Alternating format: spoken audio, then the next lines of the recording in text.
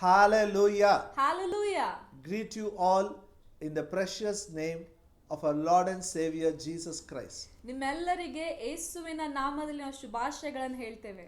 I believe it's a privilege for me to teach God's word about family through online, through YouTube and Facebook.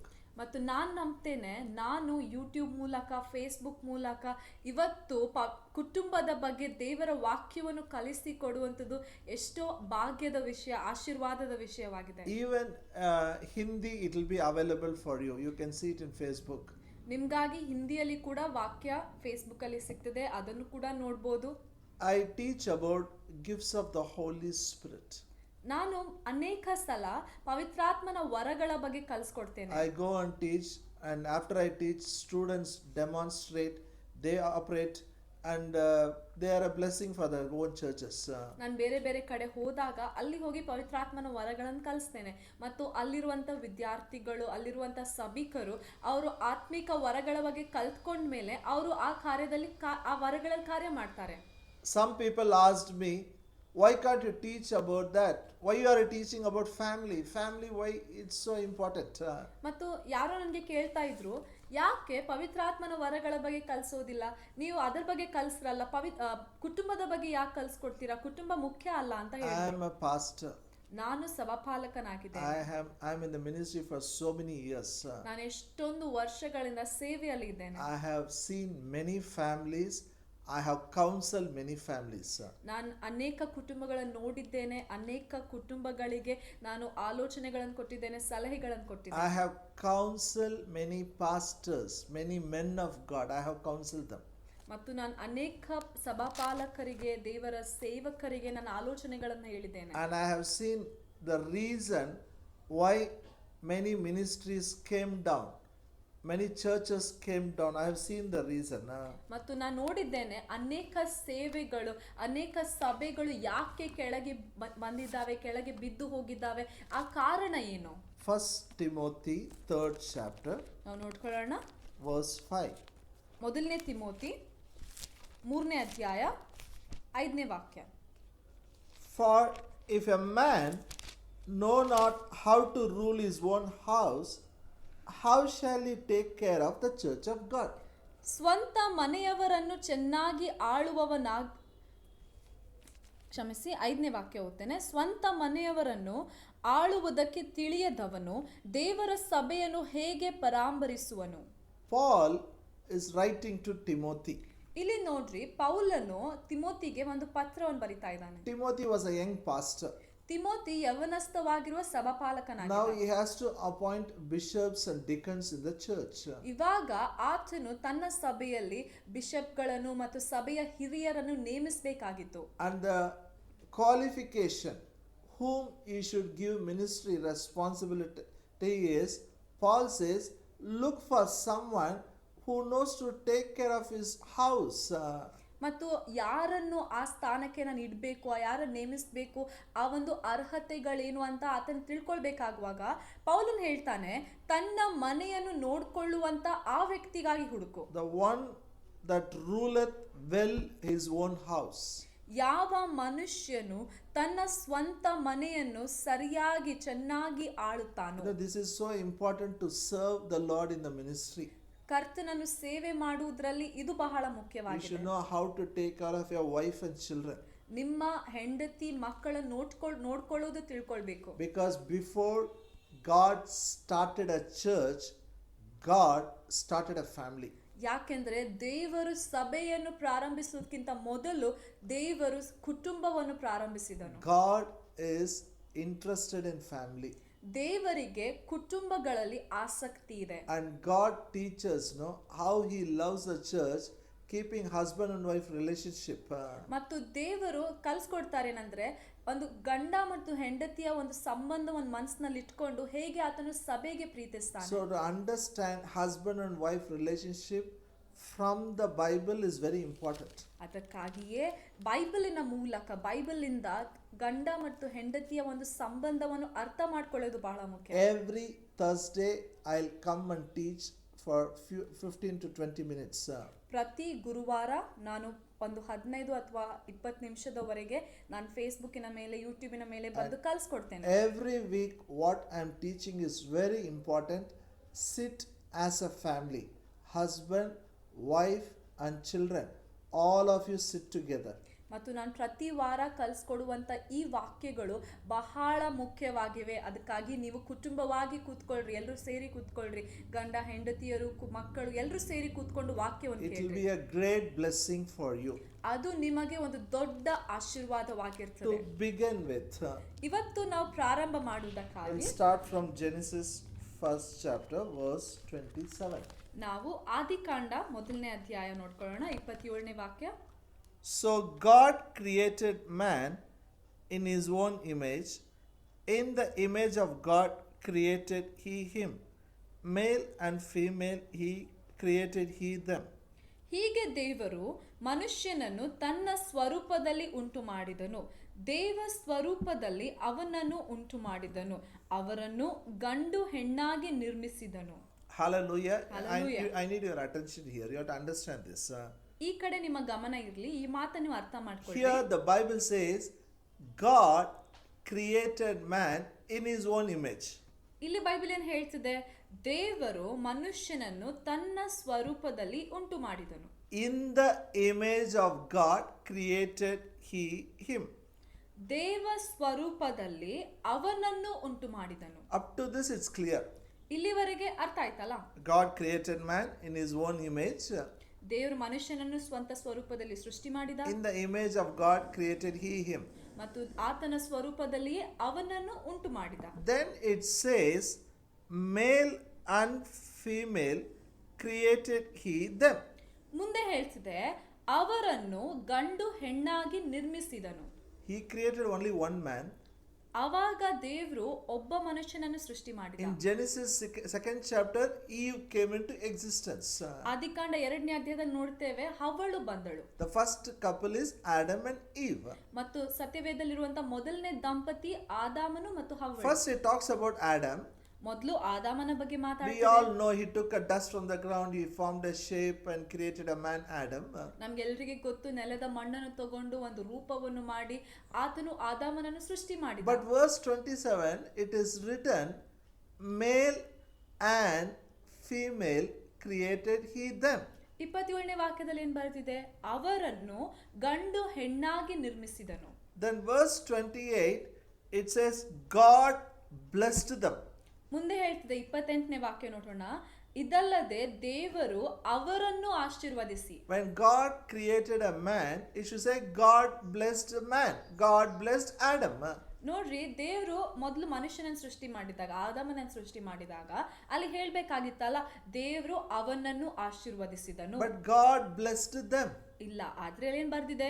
ದೇವರು ಅವರನ್ನು ಆಶೀರ್ವದಿಸಿದ. I need your attention. Another scripture I'll read, then I'll explain. ನಿಮ್ಮ ಗಮನ ನನಗೆ ಬೇಕು. ಈ ಕಡೆ ನೋಡ್ರಿ, ಇನ್ನೊಂದು ವಾಕ್ಯವನ್ನು ತೋರಿಸಿ ನಾನು ವಿವರಿಸ್ತೇನೆ, ಅರ್ಥ Genesis ಮಾಡಿಸ್ತೇನೆ. 5th chapter, ಆದಿಕಾಂಡ 5ನೇ ಅಧ್ಯಾಯ ನೋಡ್ಕೊಳ್ಳೋಣ. verse 1 and 2. ಮೊದಲನೇ ಮತ್ತು 2ನೇ ವಾಕ್ಯ. This is the book of generations of Adam. In the day that God created man, in the likeness of God made he him. Male and female created he them, and blessed them, and called their name Adam in the day when they were created. ಆದಾಮನ ವಂಶದವರ ಚರಿತ್ರೆಯು, ದೇವರು ಸೃಷ್ಟಿ ಕಾಲದಲ್ಲಿ ಮನುಷ್ಯನನ್ನು ತನ್ನ ಹೋಲಿಕೆಗೆ ಸರಿಯಾಗಿ ಉಂಟು ಮಾಡಿದನು, ಅವರನ್ನು ಗಂಡು ಹೆಣ್ಣಾಗಿ ಉಂಟು ಮಾಡಿದನು. ಇದಲ್ಲದೆ ಅದೇ ದಿವಸದಲ್ಲಿ ಅವರನ್ನು ಆಶೀರ್ವದಿಸಿ ಅವರಿಗೆ ಮನುಷ್ಯ ಎಂದು ಹೆಸರಿಟ್ಟನು. Here God created man. ಇಲ್ಲಿ ನೋಡ್ರಿ, ದೇವರು ಮನುಷ್ಯನನ್ನು ಸೃಷ್ಟಿ ಮಾಡಿದ. Male and female he created. ಗಂಡು ಹೆಣ್ಣಾಗಿ ಸೃಷ್ಟಿ ಮಾಡಿದ. If he has created the male and female, God should call them Adam and Eve. ಗಂಡು ಹೆಣ್ಣನ್ನು ಸೃಷ್ಟಿ ಮಾಡಿದಾಗ ದೇವರು ಅವರನ್ನು ಆದಾಮನು ಮತ್ತು ಹವ್ವಳು ಅಂತ ಕರಿಬೇಕಾಗಿತ್ತಲ್ಲ. But he created two people and saying Adam. ಮತ್ತು ಇಬ್ಬರನ್ನು ಸೃಷ್ಟಿ ಮಾಡಿ ದೇವರು ಅವರಿಗೆ ಮನುಷ್ಯ ಆದಾಮನು ಅಂತ ಹೆಸರಿಟ್ಟನು. I have read this many verses for many years. I didn't understand. ಈ ವಾಕ್ಯ ನಾನು ಅನೇಕ ವರ್ಷ ಓದಿದ್ದೇನೆ, ಎಷ್ಟೊಂದ್ ಸಲ ಓದಿದ್ರು ಅರ್ಥ ಆಗ್ಲಿಲ್ಲ. Because Genesis 2nd chapter, God created Eve. ಯಾಕೆಂದ್ರೆ ಆದಿಕಾಂಡ 2ನೇ ಅಧ್ಯಾಯದಲ್ಲಿ ದೇವರು ಹವ್ವಳನ್ನು ಸೃಷ್ಟಿ ಮಾಡಿದ. In the verse 21 it says God created a deep sleep for man. 21ನೇ ವಾಕ್ಯದಲ್ಲಿ ನೋಡ್ತೇವೆ, ದೇವರು ಮನುಷ್ಯನಿಗೆ ಗಾಢ ನಿದ್ರೆಯನ್ನು ಬರಮಾಡಿದನು. He slept, then God took the rib and created a woman. ಮತ್ತು ಆತನು ಮಲಗಿದಾಗ ಅವನ ಪಕ್ಕೆಯ ಎಲುಬನ್ನು ತಗೊಂಡು ಹವ್ವಳನ್ನು ಸೃಷ್ಟಿ ಮಾಡಿದ. So Genesis 2:22 talks about the women came into existence. ಅದಕ್ಕಾಗಿ ಆದಿಕಾಂಡ 2ನೇ ಅಧ್ಯಾಯ 22ನೇ ವಾಕ್ಯದಲ್ಲಿ ಹೇಳ್ತಿದೆ, ಹೇಗೆ ಹವ್ವಳು ಅಂದ್ರೆ ಆ ಹೆಣ್ಣು ಮಗಳು ಸೃಷ್ಟಿಯಾದ್ಲು. But why in 27 it says God created male and female? ಆದ್ರೆ ಯಾಕೆ ಆದಿಕಾಂಡ 1ನೇ ಅಧ್ಯಾಯ 27ನೇ ವಾಕ್ಯದಲ್ಲಿ ಹೇಳ್ತಿದೆ ದೇವರು ಗಂಡು ಹೆಣ್ಣಾಗಿ ಸೃಷ್ಟಿ ಮಾಡಿದ? Listen to me, all the husbands and wives. ಎಲ್ಲಾ ಗಂಡಂದಿರೇ ಎಲ್ಲಾ ಹೆಂಡತಿಯರೇ ಕೇಳ್ರಿ. Even unmarried people listen. ಮದುವೆ ಆಗದೆ ಇದ್ದಂತ ಎಲ್ಲಾ ಜನರು ಕೇಳ್ರಿ. Very important. ಇದು ಬಹಳ ಮುಖ್ಯ. God took the soil or a mud, he clay formed a man, shape of a man. ದೇವರು ನೆಲದ ಮಣ್ಣನ್ನು ತಗೊಂಡು ಅಲ್ಲಿ ಮನುಷ್ಯನ ರೂಪವನ್ನು ಮಾಡಿಸಿದ. Only one man, ಒಬ್ಬ ಮನುಷ್ಯನನ್ನು ಮಾತ್ರ, Adam.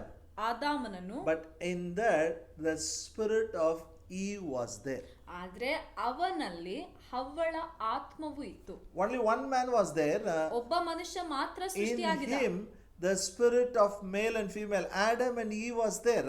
ಆದ್ರೆ ಅವನಲ್ಲಿಯೇ ಹವ್ವಳ ಆತ್ಮವು ಕೂಡ ಇತ್ತು. That's why when God created a woman, God put Adam into sleep. ಅದಕ್ಕಾಗಿಯೇ ನಾವು ನೋಡಿದ್ವಿ, ದೇವರು ಹವ್ವಳನ್ನು ಸೃಷ್ಟಿ ಮಾಡುವಾಗ ಮನುಷ್ಯನಿಗೆ ಗಾಢ ನಿದ್ರೆಯನ್ನು ಬರಮಾಡಿಸಿದ. God took a rib from man, just one small rib, beautifully he created a woman. ಮತ್ತು ದೇವರು ಮನುಷ್ಯನ ಪಕ್ಕೆಯ ಎಲುಬನ್ನು ತಗೊಂಡು ಸುಂದರವಾಗಿ ಸ್ತ್ರೀಯನ್ನು ಉಂಟು ಮಾಡಿದನು. And medical science agrees with this. ಮತ್ತು ಅಲ್ಲಿ ವೈದ್ಯಕೀಯ ಎಲ್ಲ ವಿಜ್ಞಾನವು ಇದರೊಟ್ಟಿಗೆ ಒಪ್ಕೊಳ್ತಿದೆ. Hallelujah. Now listen to me. ಈ ಕಡೆ ಕೇಳಿ. Woman was a wonderful creation of God. ಸ್ತ್ರೀಯು ದೇವರ ಅದ್ಭುತವಾದ ಸೃಷ್ಟಿಯಾಗಿದ್ಲು. Adam came from dust. ಆದಾಮನು ನೆಲದ ಮಣ್ಣಿಂದ ಬಂದ. But women came out of one rib. ಆದ್ರೆ ಸ್ತ್ರೀ ಒಂದು ಎಲುಬಿನಿಂದ ಬಂದ್ಲು. But when Adam got up, ಆದ್ರೆ ಯಾವಾಗ ಆದಾಮನು ಆ ನಿದ್ರೆಯಿಂದ ಎದ್ದನೋ, it is not he is missing one rib. ಅವನು ಒಂದು ಎಲುಬು ಕಳ್ಕೊಂಡ ಅಂತ ಅಲ್ಲ. He knows half of him has gone out. ಅವನಿಗೆ ಗೊತ್ತಿತ್ತು ನನ್ನಲ್ಲಿರುವಂತ ಇದ್ದಂತಹ ಅರ್ಧ ಭಾಗ ಹೋಯ್ತು. Hallelujah. That is why when he looked at Eve, he was singing poem.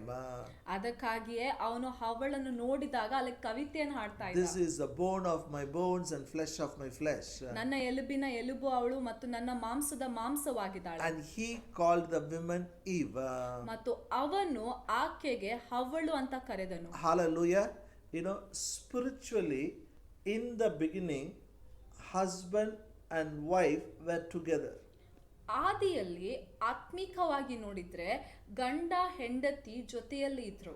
In the first day, when God created Adam, Eve was also spirit, she was there together. ದೇವರು ಮೊದಲು ಆದಾಮನನ್ನು ಸೃಷ್ಟಿ ಮಾಡಿದಾಗ ಅವನಲ್ಲಿ ಹವ್ವಳ ಆತ್ಮವು ಇತ್ತು. That is why the Christian marriage is very important marriage. ಅದಕ್ಕಾಗಿಯೇ ಕ್ರೈಸ್ತಿಯ ಮದುವೆ ಅದು ಬಹಳ ಮುಖ್ಯವಾಗಿರುವಂತ ಮದುವೆ. It is not about one male and female coming together. ಒಬ್ಬ ಒಬ್ಬ ಪುರುಷನು ಮತ್ತು ಸ್ತ್ರೀ ಜೊತೆಯಲ್ಲಿ ಬರುವಂತದಲ್ಲ. We see only that with our eyes. ನಮ್ಗೆ ಕಣ್ಣಿಂದ ಅದು ಮಾತ್ರ ಕಾಣ್ತಿದೆ. Not only in their body, not only in their mind, the spiritual union takes place in the Christian marriage. ಕ್ರೈಸ್ತಿಯ ಮದುವೆಯಲ್ಲಿ ಶಾರೀರಿಕವಾದ ಐಕ್ಯ ಮಾತ್ರವಲ್ಲದೆ, ಮನಸ್ಸಿನ ಐಕ್ಯ ಮಾತ್ರವಲ್ಲದೆ, ಆತ್ಮಿಕವಾಗಿರುವಂತ ಆತ್ಮಗಳ ಐಕ್ಯವಾಗ್ತದೆ. That is why we insist a born again believer should marry a born again believer. ಅದಕ್ಕಾಗಿಯೇ ನಾವು ಬಹಳ ಅಲ್ಲಿ ಒತ್ತಾಗಿ ಹೇಳ್ತೇವೆ ಏನಂದ್ರೆ, ಹೊಸದಾಗಿ ಹುಟ್ಟಿರುವಂತ ವಿಶ್ವಾಸಿ ಒಬ್ಬ ಹೊಸದಾಗಿ ಹುಟ್ಟಿರುವಂತ ವಿಶ್ವಾಸಿಗೆ ಮಾತ್ರ ಮದುವೆ ಆಗಬೇಕು. And about family, no university can teach you. Only God who started the family can teach you. ಮತ್ತು ಕುಟುಂಬದ ಬಗ್ಗೆ ಯಾವುದೇ ಯೂನಿವರ್ಸಿಟಿ ನಿಮಗೆ ಕಲಿಸೋದಿಲ್ಲ. ದೇವರ ವಾಕ್ಯ ಬೈಬಲ್ ಮಾತ್ರ ಕಲಿಸ್ತದೆ. There is so much in the God's word. If we understand marriage, it's a wonderful experience. Family is a great blessing. ದೇವರ ವಾಕ್ಯದಲ್ಲಿ ಕುಟುಂಬದ ಬಗ್ಗೆ ಎಷ್ಟು ಜಾಸ್ತಿ ಬರೆಯಲ್ಪಟ್ಟಿದೆ. ನಾವು ಅರ್ಥ ಮಾಡ್ಕೊಳ್ಬೇಕು, ಮದುವೆ ಎನ್ನುವುದು ದೇವರ ಒಂದು ದೊಡ್ಡ ಅದ್ಭುತವಾಗಿದೆ, ದೊಡ್ಡ ಆಶೀರ್ವಾದವಾಗಿದೆ. After the marriage, usually boy and girl, they don't know what to do with each one. ಮತ್ತು ಮದುವೆ ಆದ್ಮೇಲೆ ಆ ಹುಡುಗ ಹುಡುಗಿಗೆ ಏನ್ ಮಾಡ್ಬೇಕು ಅಂತ ಗೊತ್ತಿಲ್ಲ. They get so many advices from everybody, from all the corner advices will come. ಎಲ್ಲರಿಂದ ಎಷ್ಟೊಂದು ಸಲಹೆಗಳು ಸಿಗ್ತವೆ. They search, internet, what are the tips to be a good husband, good wife. ಅವ್ರು ಇಂಟರ್ನೆಟ್ ಅಲ್ಲಿ ಹುಡುಕ್ತಾರೆ, ಒಂದು ಒಳ್ಳೆ ಗಂಡ ಆಗಿರ್ಬೇಕಾದ್ರೆ ಏನ್ ಮಾಡ್ಬೇಕು, ಒಳ್ಳೆ ಹೆಂಡತಿ ಆಗಿರ್ಬೇಕಾದ್ರೆ ಏನ್ ಮಾಡ್ಬೇಕು. They Google it out, all they get is a junk. ಅವ್ರು ಗೂಗಲ್ ಮಾಡಿದಾಗ ಅವ್ರಿಗೆ ಸಿಗುವಂತದ್ದೆಲ್ಲ ವ್ಯರ್ಥ. Hallelujah. Hallelujah. Now listen to me. ಈ ಕಡೆ ಕೇಳ್ರಿ. Let me give an illustration. ನಾನು ನಿಮಗೆ ಒಂದು ಉದಾಹರಣೆ ಕೊಡ್ತೇನೆ. When I got married, I purchased a refrigerator. ನನಗೆ ಮದುವೆ ಆದಾಗ ನಾನು ಅವಾಗ ಒಂದು ಫ್ರಿಡ್ಜ್ ಅನ್ನು ಖರೀದಿ ಮಾಡ್ಕೊಂಡೆ. That shopkeeper was asking, where are you staying, sir? Are you staying in ground floor, first floor or second floor? ಅಲ್ಲಿ ಅಂಗಡಿ ಅವ್ರು ಕೇಳಿದ್ರು, ಸರ್ ನಿಮ್ಮ ಮನೆ ಎಲ್ಲಿದೆ, ಫಸ್ಟ್ ಫ್ಲೋರ್ ಅಲ್ಲಿ ಇದೆಯಾ, ಗ್ರೌಂಡ್ ಫ್ಲೋರ್ ಅಲ್ಲಿ ಇದೆಯಾ? I said, I am staying in second floor. ನಾನು ಹೇಳಿದೆ ನನ್ನ ಮನೆ ಸೆಕೆಂಡ್ ಫ್ಲೋರ್ ಅಲ್ಲಿ ಇದೆ, ನಾವು ಅಲ್ಲಿ ಇರ್ತೇವೆ. That man said, ಅವಾಗ ಆ ವ್ಯಕ್ತಿ ಹೇಳಿದ್ರು, you have to be very careful when you lift the refrigerator.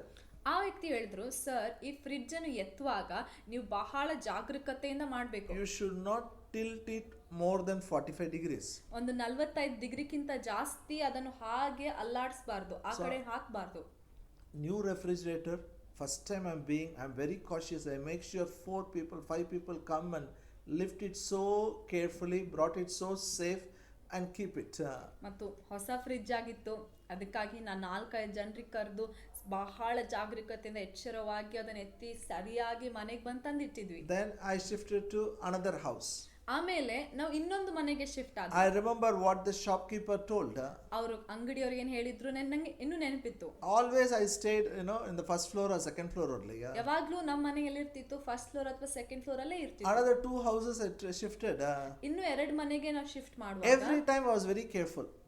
ಅನೇಕ ಸಲ, ಪ್ರತಿಯೊಂದು ಸಲ ನಾನು ಬಹಳ ಎಚ್ಚರವಾಗಿ ಜಾಗರೂಕತೆಯಿಂದ ಮಾಡ್ತಾ ಇದ್ದೆ. After 10 years, 10 ವರ್ಷ ಆದ್ಮೇಲೆ one more house I shifted. ಇನ್ನೊಂದು ಮನೆಗೆ ಬಂದ್ವಿ.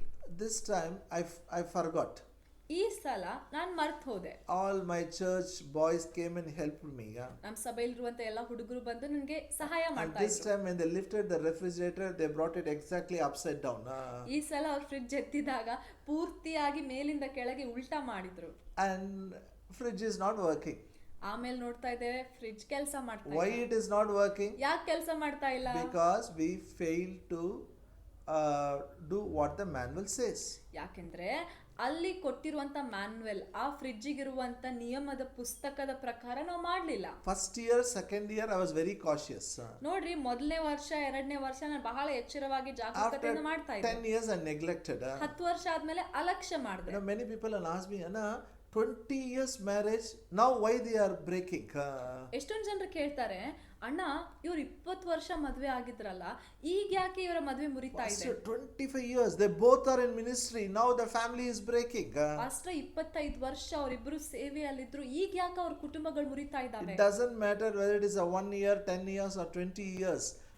This is the manual for the family. We have to find out what it says, we have to practice it. 10 ವರ್ಷ ಆಗಿರ್ಲಿ 20 ವರ್ಷ ಆಗಿರ್ಲಿ ಅದು ಮುಖ್ಯವಲ್ಲ. ಈ ದೇವರ ವಾಕ್ಯ, ಈ ಬೈಬಲ್ ನಮ್ಮ ಮದುವೆಗಾಗಿ ಇರುವಂತ ನಿಯಮದ ಪುಸ್ತಕವಾಗಿದೆ. ಇದರಲ್ಲಿ ಬರೆದಿರುವಂತ ಪ್ರಕಾರ ನಾವು ನಡ್ಕೊಳ್ಬೇಕು. Don't miss this teaching. Every Thursday I will be with you. ಈ ಬೋಧನೆಯನ್ನು ತಪ್ಪಿಸಿಕೊಳ್ಳಬೇಡಿ. ನಾನು ಪ್ರತಿ ಗುರುವಾರ ದಿನ ನಿಮ್ಮೊಟ್ಟಿಗೆ ಕಲಿಸ್ಕೊಡ್ತೇನೆ. Let me show one more scripture and I'll explain and close it. ಇನ್ನೊಂದು ವಾಕ್ಯವನ್ನು ತೋರಿಸಿ ನಾನು ಆಮೇಲೆ ಮುಕ್ತಾಯ ಮಾಡ್ತೇನೆ. Turn your Bible to Genesis 3rd chapter.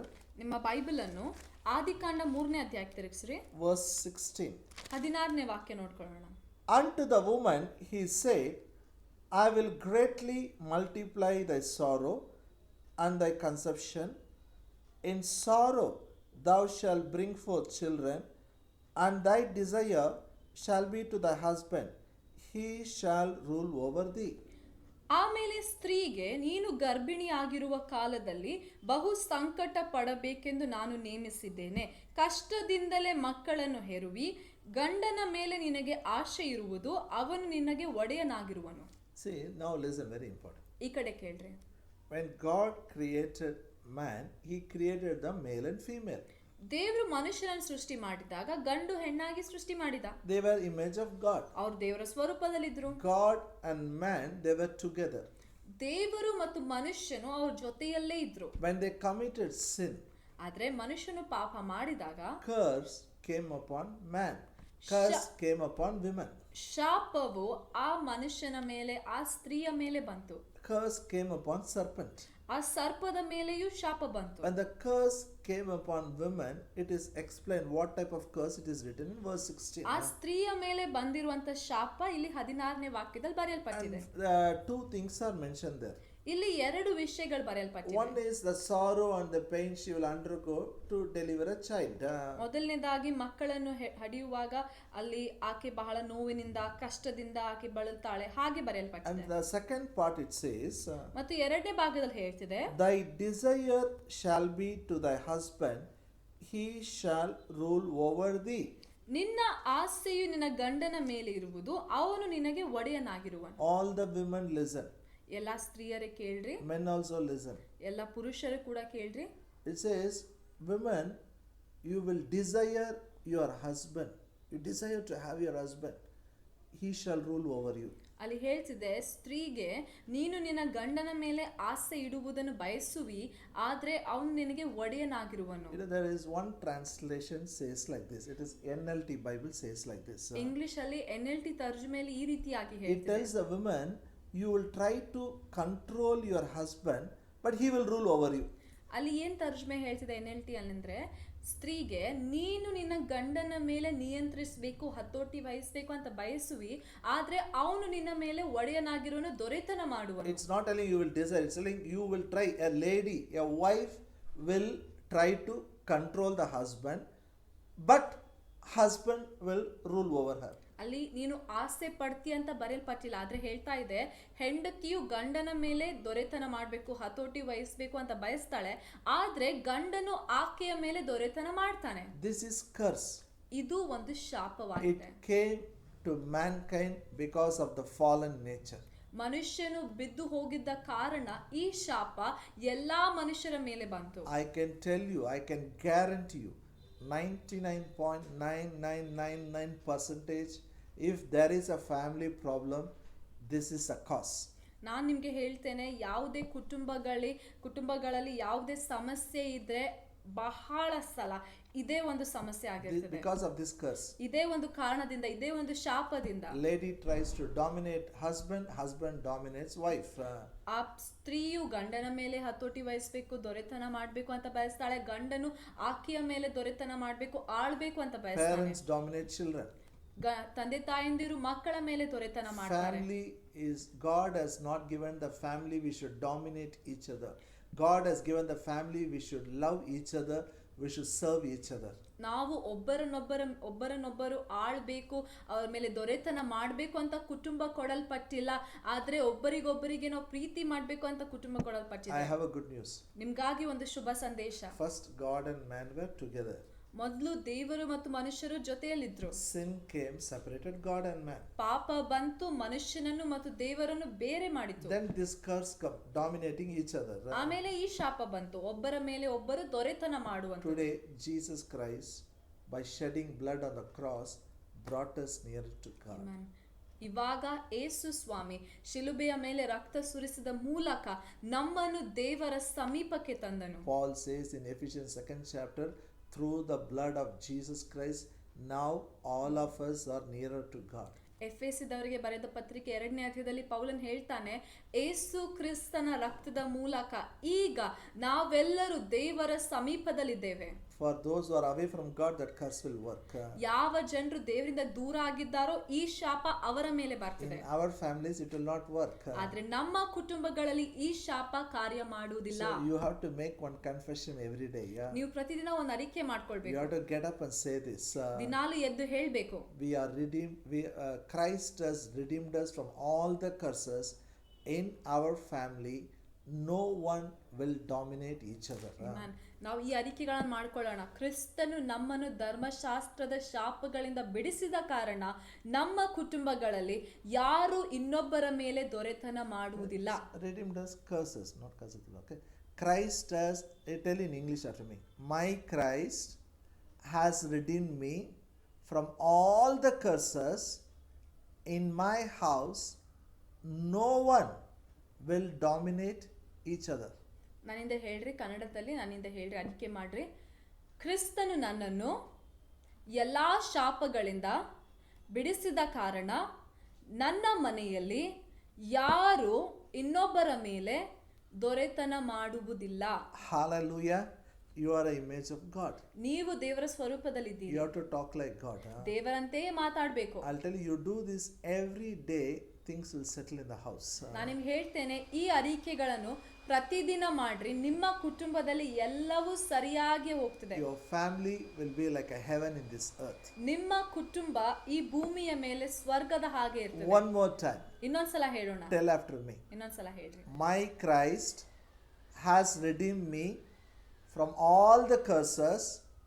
In my house, no one will dominate each other. ಕನ್ನಡದಲ್ಲಿ ಹೇಳೋಣ. ಕ್ರಿಸ್ತನು ನನ್ನನ್ನು ಎಲ್ಲ ಶಾಪಗಳಿಂದ ಬಿಡಿಸಿದ ಕಾರಣ ನನ್ನ ಮನೆಯಲ್ಲಿ ಯಾರು ಇನ್ನೊಬ್ಬರ ಮೇಲೆ ದೊರೆತನ ಮಾಡುವುದಿಲ್ಲ. Hallelujah. Hallelujah. God bless you. You have a wonderful family. Don't miss next week. ದೇವರು ನಿಮ್ಮನ್ನು ಆಶೀರ್ವದಿಸಲಿ. ನಿಮಗೆ ಅದ್ಭುತವಾಗಿರುವಂತ ಕುಟುಂಬವಾಗಿದೆ. ಮುಂದಿನ ವಾರ ಈ ವಾಕ್ಯ ಇದೇ ಸಮಯಕ್ಕೆ ಕಳ್ಕೊಳ್ಬೇಡಿ. This confession everybody should tell. Husband should tell, wife should tell, children should tell. All should tell with the mouth. ಈ ಅರಿಕೆಯನ್ನು ಪ್ರತಿಯೊಬ್ರು ಹೇಳ್ಬೇಕು. ಗಂಡಂದಿರು ಹೇಳ್ಬೇಕು, ಹೆಂಡತಿಯರು ಹೇಳ್ಬೇಕು, ಮಕ್ಕಳು ಹೇಳ್ಬೇಕು. Shall we pray? ಪ್ರಾರ್ಥನೆ ಮಾಡ್ಕೊಳ್ಳೋಣ. Abba Father, in Jesus' name I pray for all these families.